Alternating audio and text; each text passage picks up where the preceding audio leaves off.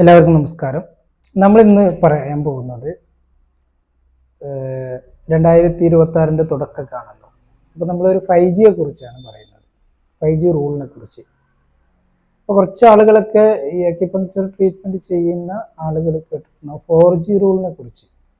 4G എന്ന് പറയുന്നത് doctor first അമ്മ സാർ ഓർഡർ ആക്കുകയും ഡെവലപ്പ് ചെയ്ത് ആളുകളിലേക്ക് എത്തിച്ചിട്ടുള്ള റൂളാണ് 4G ഗോൾഡൻ റൂൾ എന്നൊക്കെ പറയുന്നത്. അപ്പോൾ അതിൽ ഉറക്കം, ദാഹിക്കുമ്പോൾ വെള്ളം കുടിക്കുക, വിശക്കുമ്പോൾ ഭക്ഷണം കഴിക്കുക, റെസ്റ്റ് എടുക്കുക. അപ്പം നമുക്ക് ഇന്ന് നമ്മൾ ഡിസ്കസ് ചെയ്യുന്നത് 5G റൂളിനെ കുറിച്ചാണ്. അപ്പം നമ്മളുടെ എക്സ്പീരിയൻസിലൂടെ നമുക്ക് ബോധ്യപ്പെട്ട നമ്മുടെ പേഷ്യൻസിൽ പ്രായമായ ആളുകൾ അതുപോലെ ചെറുപ്പക്കാരിലൊക്കെ ബോധ്യപ്പെട്ടിട്ട് വളരെ എഫക്റ്റീവായിട്ടുള്ളൊരു ലൈഫ് സ്റ്റൈലാണ് 5 റൂളാക്കിയിട്ട് പറയാൻ പോകുന്നത്. വളരെ സിമ്പിളായിട്ട്. ഇതിൽ ഭക്ഷണം എന്ത് കഴിക്കണം എന്നുള്ളതല്ല, അതുപോലെ വെള്ളം ഏത് വെള്ളം കുടിക്കണം എന്നുള്ളതല്ല, നമുക്ക് ലഭ്യമായതിൽ അതിനെ കറക്റ്റ് ചെയ്യുന്ന ഒരു ഓർഡർ ആക്കുന്ന ഒരു കാര്യമാണ്. അപ്പം അതിൽ നമ്മൾ ആദ്യമായിട്ട് പറയുന്നത് ഉറക്കം തന്നെയാണ്. ഏറ്റവും ഇമ്പോർട്ടൻ്റ് ആയിട്ടുള്ള ഹെൽത്തിൻ്റെ ഒരു പില്ലറാണ് ഉറക്കം. അപ്പോൾ അത് എത്ര മണിക്കൂർ എന്നുള്ളത് നമുക്കൊരു 7 to 8 hours മിനിമം കിട്ടണം. അതുപോലെ അത് ഓരോ ആളുകൾക്കും വ്യത്യാസപ്പെട്ടിരിക്കും. ചില ആളുകൾക്ക് 5 മണിക്കൂർ ഉറങ്ങുമ്പോഴേക്കും നല്ല ഹെൽത്തി ആയിട്ടിരിക്കും. അപ്പോൾ നിങ്ങൾക്ക് എത്ര മണിക്കൂർ ഉറങ്ങുമ്പോഴാണ് ഹെൽത്തി ആയിട്ട് ഇരിക്കുന്നത് എന്നുള്ളത് നിങ്ങൾ വിലയിരുത്തുക. അത് രാത്രി തന്നെ ഉറങ്ങാൻ ശ്രമിക്കുക.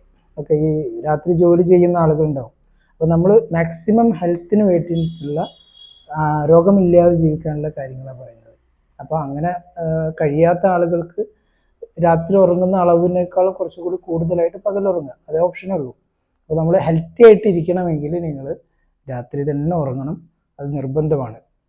രണ്ടാമത്തെ റൂളാണ് ഭക്ഷണം. അപ്പോൾ നമ്മൾ പലപ്പോഴും ഭക്ഷണം എന്ത് കഴിക്കണം എന്നുള്ള ചർച്ചയാണ്. പ്രോട്ടീൻസ്, വിറ്റമിൻസ്, മിനറൽസ്, അങ്ങനെ ആൻറ്റി ഓക്സിഡൻസ് ഒക്കെ ആയിട്ട്. അപ്പോൾ നമ്മൾ പറയുന്നത് ഭക്ഷണം നിങ്ങൾ ടൈമിംഗ് ആക്കിയിട്ട് കഴിക്കുക. 4Gയിൽ ഭക്ഷണം വിശക്കുമ്പോൾ കഴിക്കുക എന്നുള്ളതാണ്. ഇത് പലപ്പോഴും ആളുകൾക്ക് കഴിയാറില്ല. കാരണം പല ജോലിയുടെ ബുദ്ധിമുട്ടായിട്ടും പല പ്രയാസങ്ങളൊക്കെ ആയിട്ട്. അപ്പോൾ നമ്മൾ ഇവിടെ ടൈമിങ്ങിൻ്റെ കാര്യം ആഡ് ചെയ്തത് നൊബേൽ പ്രൈസ് വിന്നിങ് സയൻസ് ആയിട്ടുള്ള ഓട്ടോഫേജി 12 മണിക്കൂറിന് ഫാസ്റ്റിംഗ് ചെയ്യുക, ഇതിനെ ബേസ് ചെയ്തിട്ടും പിന്നെ ആളുകൾക്ക് ഒരു കൺവീനിയൻ്റ് ആയിട്ടുള്ള രീതിയിലാണ്. അപ്പോൾ അതിന് നമ്മൾ ചെയ്യേണ്ടത് ഡിന്നർ നിങ്ങൾ 7 മണിക്ക് കഴിക്കുക. രാവിലെ ഫസ്റ്റ് ഫുഡ്, അത് ചായ ആവട്ടെ എന്താണെങ്കിലും നിങ്ങൾ വെള്ളമല്ലാത്ത എന്ത് കഴിക്കുമ്പോഴും നിങ്ങൾ എന്ത് ചെയ്യുക, ഇതിനോട് 1 മണിക്കൂർ ആഡ് ചെയ്യുക. അപ്പോൾ 7 + 1 8 മണിക്ക് നിങ്ങൾ സ്റ്റാർട്ട് ചെയ്യുക. അപ്പോൾ നിങ്ങൾക്ക് 13 മണിക്കൂർ ഫാസ്റ്റിംഗ് കിട്ടും. ഓക്കെ, പിന്നെ ഇത് ഭക്ഷണത്തിൻ്റെ കാര്യത്തിൽ ടൈമിങ്ങിൽ ശ്രദ്ധിക്കേണ്ടത്, നിങ്ങൾ ബ്രേക്ക്ഫാസ്റ്റ് കഴിച്ചു, പിന്നെ ലഞ്ച് കഴിച്ചു, നെക്സ്റ്റ് ഡിന്നർ 7 PM കഴിക്കുക. ഓക്കെ, അപ്പോൾ ഇതിൽ നമ്മൾ ഈ അലോപ്പതിയുടെ ഒരു കൺസെപ്റ്റാണ് കുറച്ച് ഇടയ്ക്കിടയ്ക്ക് കഴിക്കുക. ഇത് വലിയ പ്രശ്നമാണ്. കാരണം ഇത് അഗെയിൻസ്റ്റ് നൊബേൽ പ്രൈസ് വിന്നിങ് സയൻസിന് അഗെയിൻസ്റ്റാണ്. ഫാസ്റ്റിംഗ് കിട്ടൂല, അത് വലിയ പ്രശ്നമാണ്. പിന്നെ നമ്മൾ ഇടയ്ക്കിടയ്ക്ക് കഴിക്കുമ്പോൾ എന്താ വെച്ചാൽ നമുക്ക് ഗേർഡ് കണ്ടീഷന്, സ്റ്റൊമക്ക് ഇഷ്യൂസ് ഒക്കെ ഉണ്ടാവും.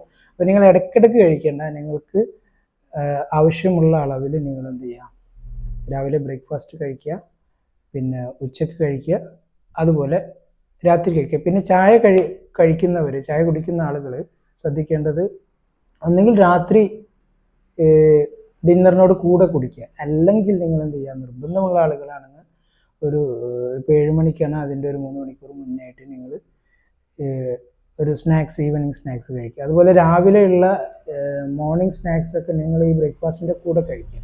അപ്പോൾ നമുക്ക് ഒരു 4 നേരം തന്നെ മാക്സിമമാണ്. ഓക്കെ, പിന്നെ മൂന്നാമത്തേത് നിങ്ങൾ വെള്ളമാണ്. വെള്ളം നമ്മൾ ശ്രദ്ധിക്കേണ്ടത്, വെള്ളം പല ആളുകളും അമിതമായിട്ട് കുടിക്കുകയാണ്. അതുപോലെ ചില ആളുകൾ വെള്ളം തീരെ കുടിക്കാതിരിക്കുകയാണ്. ഇപ്പോൾ ഇത് 2 കണ്ടീഷനും പ്രശ്നമാണ്. മെഡിക്കലി അതിന് ഒന്നിനെ ഓവർ ഹൈഡ്രേഷൻ എന്ന് പറയും, അമിതമാകുന്നതിന്, വെള്ളം കുറയുന്നതിന് ഡീഹൈഡ്രേഷൻ എന്ന് പറയും. അപ്പോൾ ഇത് രണ്ടും സംഭവിക്കാൻ പാടില്ല. അപ്പോൾ നമുക്ക് ആവശ്യമുള്ള അളവ് നോക്കിയിട്ട് കുടിക്കുക. ഓക്കെ, പിന്നെ ഉറങ്ങുന്നതിൻ്റെ 1 മണിക്കൂർ മുന്നേ നമ്മൾ വെള്ളം സ്റ്റോപ്പ് ചെയ്യുക. പിന്നെ രാവിലെ നമുക്ക് ഒന്ന് മോഷൻ കറക്റ്റ് ചെയ്യാൻ വേണ്ടിയിട്ട് വെള്ളം ആവശ്യത്തിന് കുടിക്കുക. ഓക്കെ, വെള്ളം ആവശ്യത്തിന് നോക്കിയിട്ട് നിങ്ങൾ കുടിക്കുക. അപ്പോൾ അമിതമാവുകയും ചെയ്യരുത്, കുറയുകയും ചെയ്യും. അതുപോലെ നമ്മൾ ഭക്ഷണം കഴിച്ചുകൊണ്ടിരിക്കുമ്പോൾ വെള്ളം കുടിക്കുന്നത് അത്ര നല്ലതല്ല. ഒന്നുകിൽ ഭക്ഷണത്തിന് മുമ്പോ അല്ലെങ്കിൽ ഭക്ഷണം കഴിഞ്ഞ് കുറച്ച് കഴിഞ്ഞിട്ടൊക്കെ കുടിക്കുക. ഓക്കെ.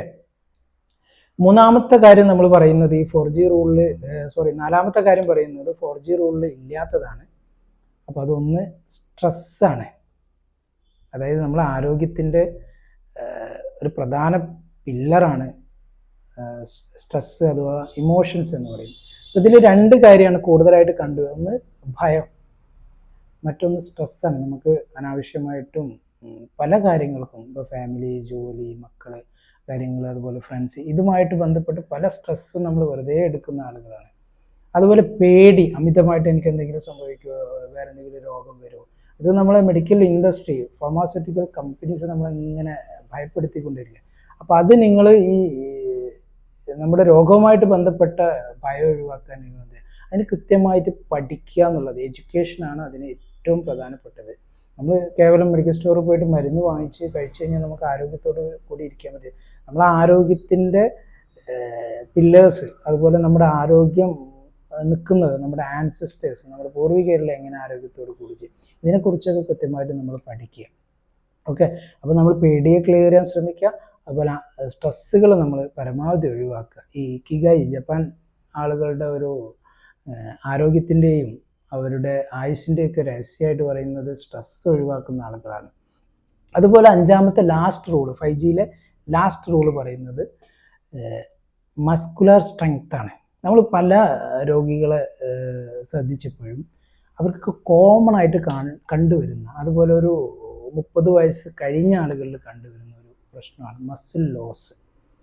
ഇപ്പോൾ കിഡ്നി രോഗികളെ നോക്കുമ്പോൾ വെച്ചാൽ അവർക്ക് കൂടുതലായിട്ടും മസിൽ ലോസ് ഉണ്ട്. അതുപോലെ ക്യാൻസർ പേഷ്യൻ്റ് ആയി കഴിഞ്ഞാലും ഇത് തന്നെയാണ് പ്രശ്നമുള്ളത്.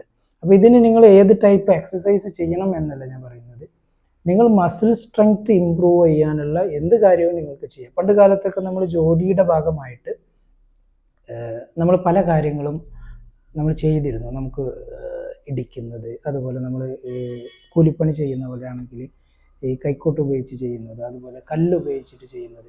അപ്പോൾ ഇതൊക്കെ നമ്മുടെ ജോലിയുടെ ഭാഗമായിട്ട് വന്നിരുന്നു. അപ്പോൾ അതില്ലാത്തത് കൊണ്ടാണ് നമുക്ക് എക്സസൈസ് ചെയ്യേണ്ടി വരുന്നത്.